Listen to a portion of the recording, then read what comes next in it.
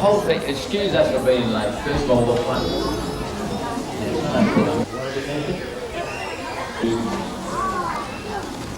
I run out of space. Visualise what you're going through. And you really want to get in hot on these and a couple of arms. West proportion characters. Say you were drawing. You must have been there. We had their underwear outside the trousers, you remember that?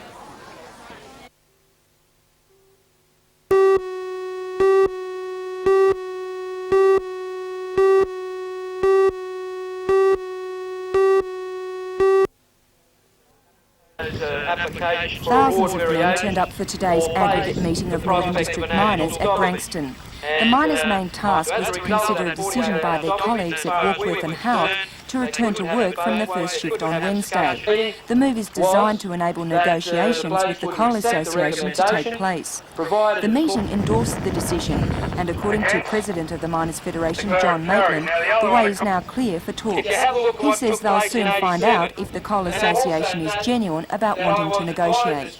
They'll be going back to allow us to hold a further series of aggregate meetings with rank and file right throughout the industry, including Queensland, which will happen next week, and to meet with the Coal Association to try and find out what will really solve the industry's problems. But negotiations are not going to be easy. Mr Maitland says the rank and file have made it very clear that 7-day-a-week production is just not on. The rank and file have made it this very well known to us at this meeting and the one that took place in Wollongong. 7 days a week production is not on. So unless the Coal Association pulls back from that position, then we're going to be confronted with massive industrial disputation in the industry. Today's meeting also decided that if mine owners try to enforce any new conditions that are contentious at a national or district level, miners will take industrial action.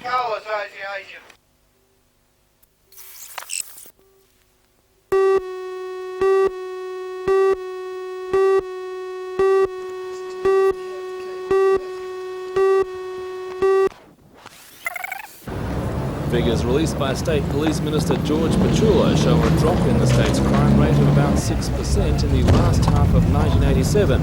In Newcastle, that figure is even better at 10%. But there is one worrying area of increase in offences against the person. The 40% rise is far higher than the state average of 17%. Senior police say they haven't analysed the figures but suggest late-night clubs represent a social change, mainly for young people, leading to more violence, especially in the early hours of Saturday morning. Police say there are no so-called black spots for violent crime and that it's still safer to walk Hunter Street at night than it is for any other metropolitan centre in the state. Police will hold a meeting in the next few days to plan tactics to reduce the crime rate once full sets of figures have been obtained.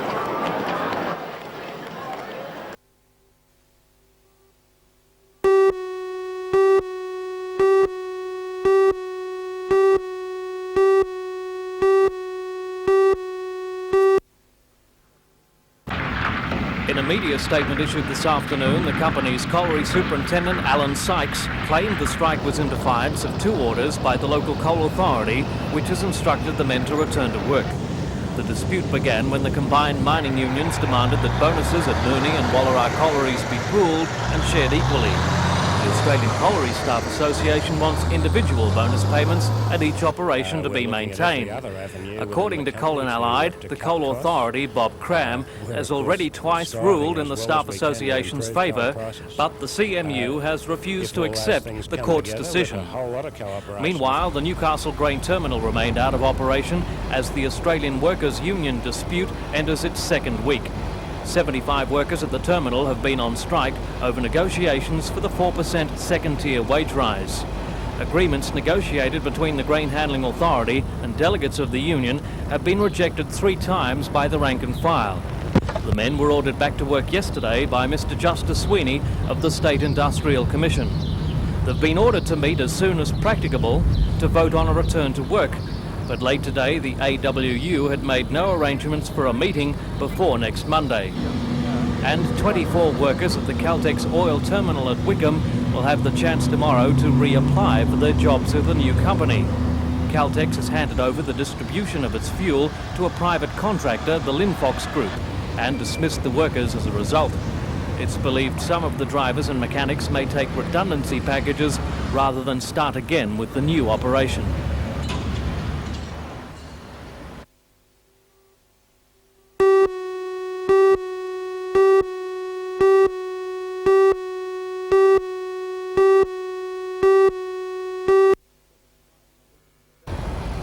"75 members of the AWU had been on strike since last Wednesday in a dispute over manning levels and the 4% second-tier wage rise.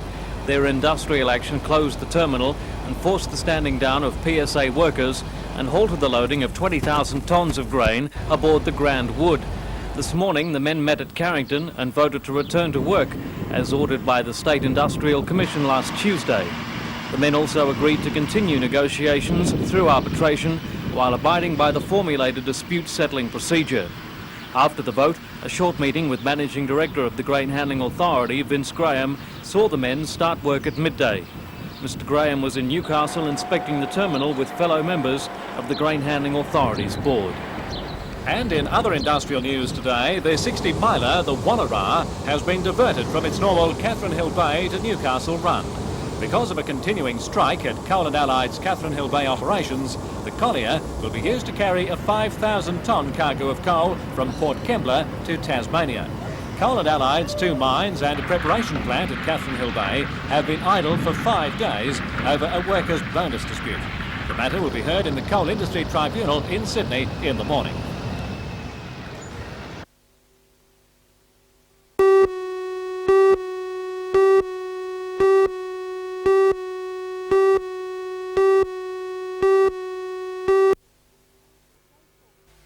Trades Hall Council supports a Workers' Cultural Action Committee, which operates on an annual budget of about $80,000. The bulk of the funding comes from the Australia Council. About $10,000 is donated by the trade union movement, and the rest comes from the state government. Today, Dennis Nichols presented a cheque for $18,000 to the committee. As president of Trades Hall Council, he believes there is a strong artistic tradition attached to the union movement. With the revival of this form of artwork, it's something that the workers can relate to and something that the Newcastle people can relate to, because all of these people in these banners are local people.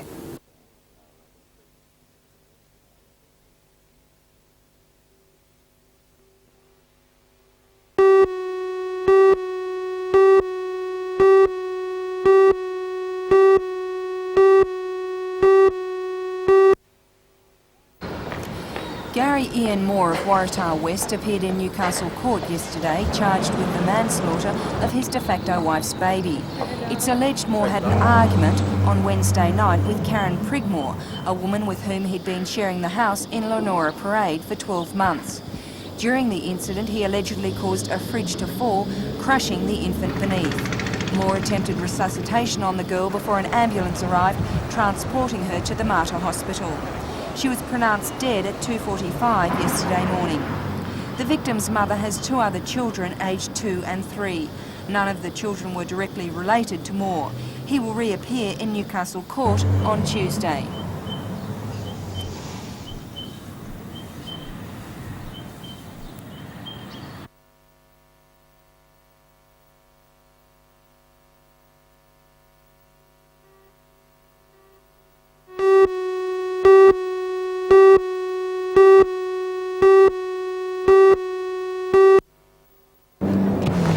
These young men look like soccer enthusiasts anywhere in the world, but there's one important difference.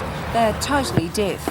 Their handicap has not kept them from their sport, however, and last year they all played for the Barnsley Soccer Club in a team which took on regular hearing players.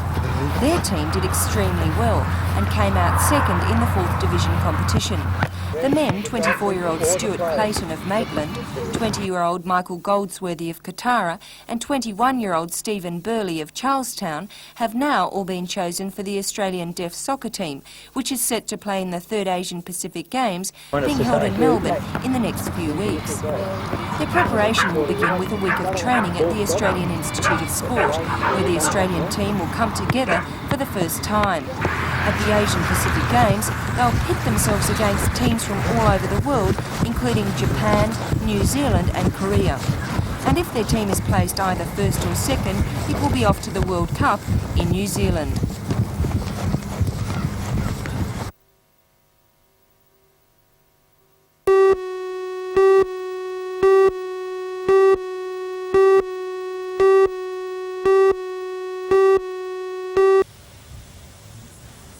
Mr Anderson was in fine form for the official opening of the Nelson Bay and District Polyclinic. He described the new building as the best value for $1.4 million that he'd ever seen, and he may be right. The new clinic is architecturally superb, with features which include accident emergency facilities and wards catering for 12 beds. The only cloud over the opening is the current dispute with doctors in the area, who are unhappy that they are to be paid country rates. Mr Anderson is clearly angry at their campaign. We moved as a government to prevent the doctors being financially disadvantaged as a result of the decision of the Commonwealth last May. The end result was not only to protect their income but to increase it by $5 million, which represents about a third increase on what we'd paid the previous years for those services. That is a massive increase in anybody's language, and it occurred at a time when every other section of the Australian community have had to exercise restraint. Now, I don't begrudge them a reasonable income, and I don't begrudge them that increase, but people have to understand that there has to be limits.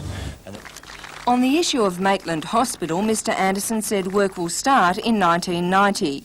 New operating theatres, X-ray facilities and accident emergency services will be built and wards will be upgraded. He's most adamant that the upgrading of Maitland was not going to signal the death knell for other smaller hospitals in the Hunter.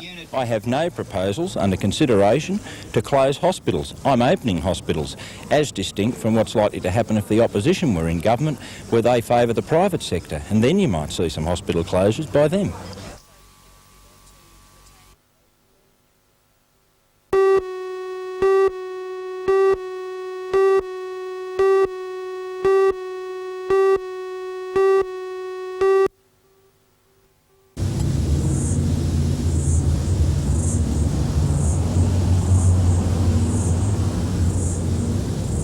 Keep trying. Don't pull the wall off.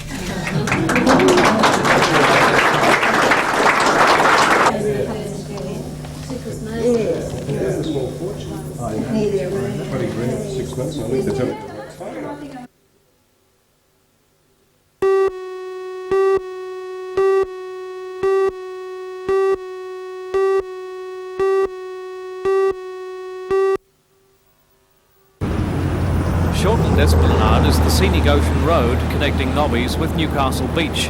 However, with the development of the harbour Foreshore, it needed upgrading from a one-way road.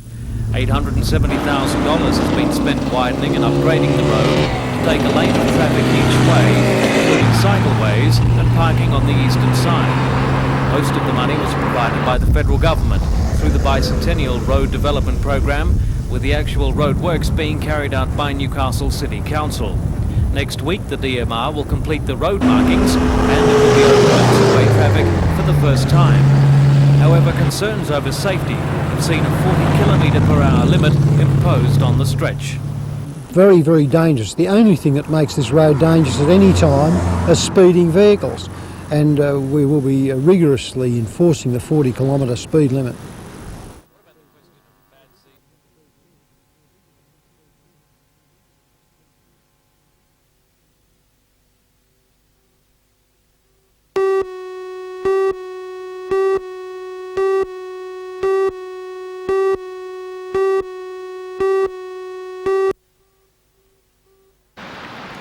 It's hard to believe the 17-year-old took up surfing only 2 years ago. In that time, she has won the Australian Junior Amateur title twice. At this year's Amateur Championships in Wollongong earlier this month, Melissa also finished second in the Open event.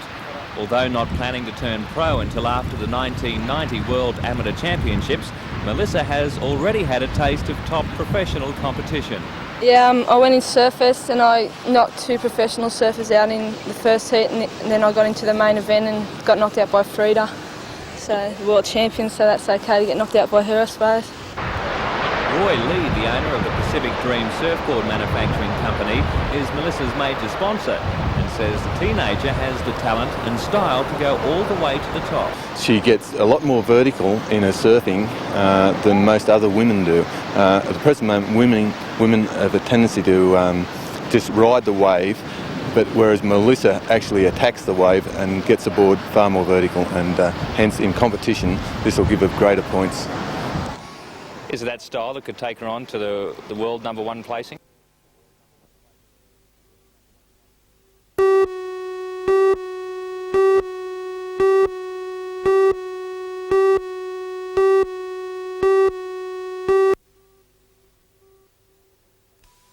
On the West Bank today, this Israeli patrol found itself pinned to a street corner by a mob of rock and bottle-throwing youths. The frustration level of the soldiers is growing during the 10-week-old battle with Palestinian refugees. There are conflicting orders on how tough the soldiers should be on the gangs of protesting youths. While the army has been told to restrain its aggression, border police have come under a different authority. The youth in the red jumper is arrested and openly beaten by the Border Patrol, which shows little restraint. While American Colonel William Higgins is still missing after being kidnapped in Beirut, a photocopy of his United Nations identity card has provided the first tangible contact with his captors and the outside world. The United Nations has denied Higgins was involved in undercover activities with the CIA. Soldiers today sealed off southern Lebanon and conducted full searches of all vehicles entering and leaving the area. And television evangelist Jimmy Swaggart is at the centre of a scandal that could see him lose his multi-million-dollar ministry. Allegations have surfaced linking Swaggart with sexual misconduct. The claims are believed to be backed by photos of Swaggart with a prostitute.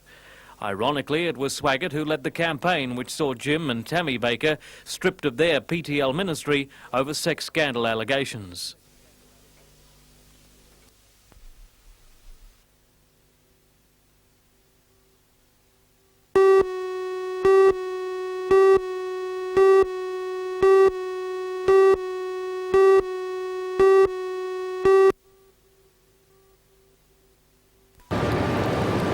Police say Sid Burris, employed as a painter and docker, was working at No. 4 Kooragang Wharf when tragedy struck. The 61-year-old was cleaning out the hatch of the bulk carrier Nan Feng with a team of workmates. The cargo had been unloaded and the all clear was given for the crane to close the hatch. Nobody noticed that Burris was still at work while the cover was moved. Ambulance officers say he died instantly. The police rescue squad worked for more than an hour and a half to free the trapped body crushed against the steel cover. The Singaporean crew was shaken by the freak accident and police are continuing their inquiries.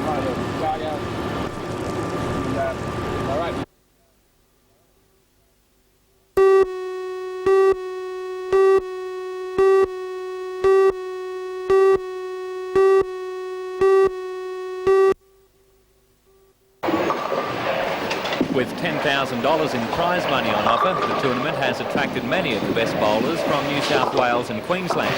Last year's winner, Fred Alsop, bowled well in today's 12-game qualifying round, averaging 214. At last report, he was sitting in second place on the qualifying table, just behind Tony Roderick of Brisbane, who averaged 216. Local hope is Mayfield bowled pro Peter Zambelis. He's Australia's leading record holder and bowled a 12-game average of 205. Zambelis is certain to finish today in the top 16. They will then bowl in tomorrow's 15-game head-to-head final starting at 9:30 a.m. Meanwhile, the Newcastle Branch Junior Activities Championships were held at Nobby's Beach today. 300 boys and girls from 11 clubs took part, and conditions far from ideal for the young sportsmen who were aged from 7 to 13. Earlier today, conditions were so bad, some of the events for the under 9-year-olds had to be held in the protected waters at Horseshoe Beach. Next weekend, the youngsters head for Manly for the state championships.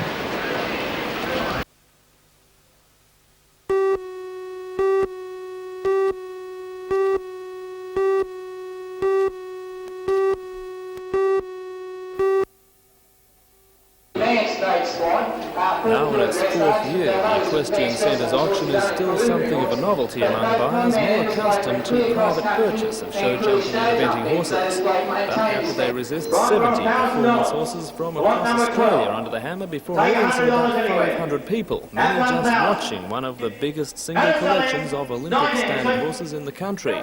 Although prices fell short of expectations, Equestrian Centre operator Judy Mitchell says buyers and vendors understand that the auction system is the way of the future. We have all together under one roof the sort of horses that they normally travel all over Australia to see, and we guarantee these horses. They're all 16 hands and plus, which are the Olympic discipline heights, which are required here, and the buyers have the confidence that they're sound, we have a vet, blood tests, all those sort of things. They're not just buying a random sort of horse, they're buying something that has some quality. Buyers looking for that quality included a number of Southeast Asian bidders who are expected to increase in numbers as Olympic eventing grows in popularity in their countries. Among horses attracting top prices, Sterling Keston, outstanding success in dressage and eventing, he was passed in at more than $23,000, although private talks are believed to be still underway.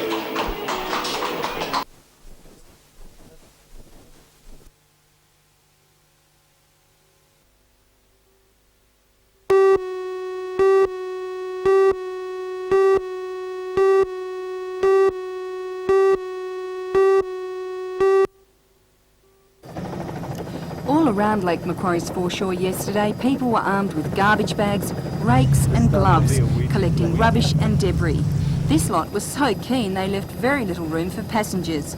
Even in the areas that are not easily accessible, residents of Lake Macquarie, boaties and others concerned about the lake were doing their bit to keep it clean. At Belmont, some even donned scuba gear to scour the deeper reaches. Later in the afternoon, many stayed behind for a picnic, while others just arrived on the scene for an afternoon of classics in Spears Point Park.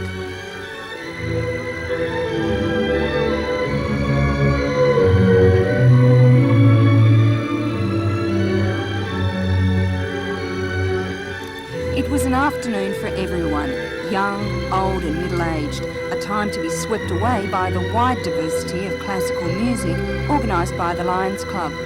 In the crowd was the Mayor of Lake Macquarie, Ivan Welsh, who initiated the community clean-up as part of the Clean the Lake in 88 campaign. He's clearly thrilled with the response. I haven't done a count on it, but there were truckloads, absolute truckloads. Some of the trucks went 2 and 3 times, and we had 40, 50 trucks out there today, free, plus all the trucks that the people took out themselves, trailer loads, whatever.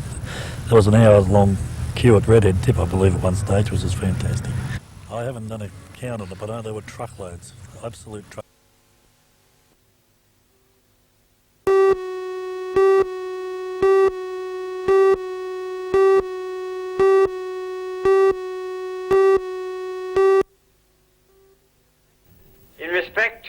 The Salvation Army has been aware of an urgent need for emergency accommodation for women in Newcastle but hadn't been able to find a suitable building.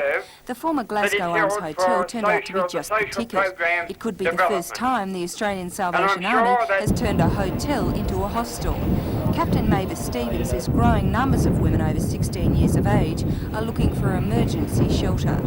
It is worsening, but the situations that women find themselves in for this service is unemployment, just general homelessness and the financial situation as it is in the community today. Plus the alcoholism and drug addiction and domestic violence, those things contribute to women being homeless today. Commissioner Roy Lovett officially opened Clulo Court, named after Brigadier Esther Clulo, who began her work in Newcastle in 1914.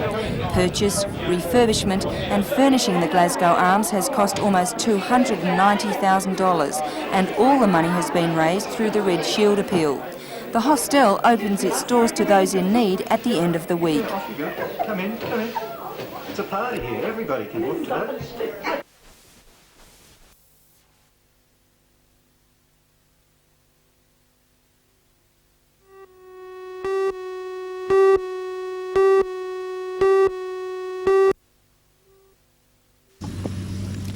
Battling your way through life in 1988 is not easy for anyone. But when you are born deaf and with spina bifida, you have just that much more to contend with. So for 12-year-old Shane Savin, the gift of a computer by members of the Cardiff Fire Station may make all the difference. He will be able to use it to help him with his schoolwork and for other games and activities. The new computer was handed over at an afternoon picnic, and Shane, like other kids, took it all in his stride.